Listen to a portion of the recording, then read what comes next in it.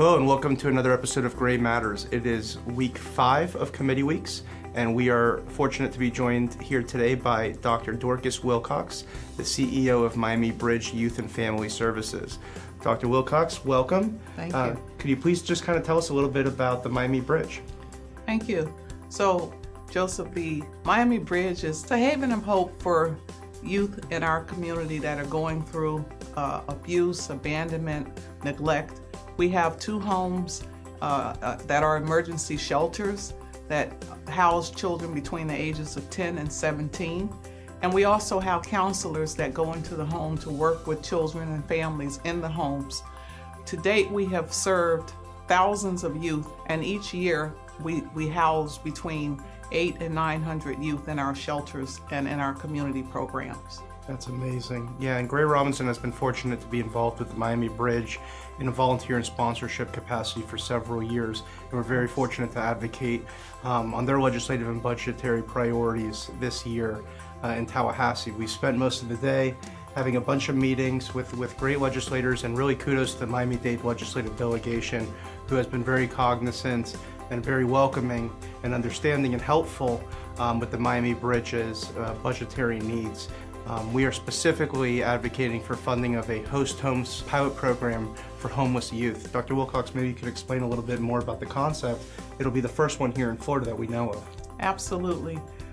Thank you. So host homes, in our shelters, we're able to keep children through the age 17, but at the age of 18, they age out.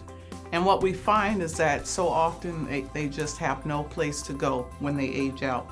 So what we have tried to do was put together, based on other host homes in the other parts of the country, a pilot program for host homes that would allow our children to be housed in homes throughout the Miami-Dade County community, where they can have the opportunity to get themselves together. It's short term for 4 to 5 months, and during this time we work very closely with them and the host home families, so that the children can perhaps continue their education, look for employment, do things to help them to become productive members of society.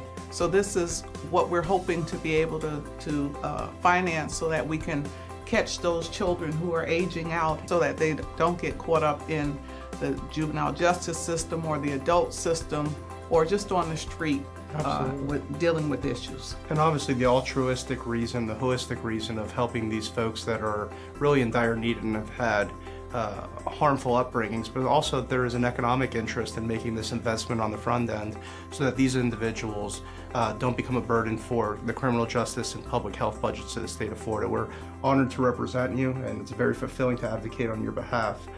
Thank you guys so much, and please tune in next week for another edition of Gray Matters. And thank you as well.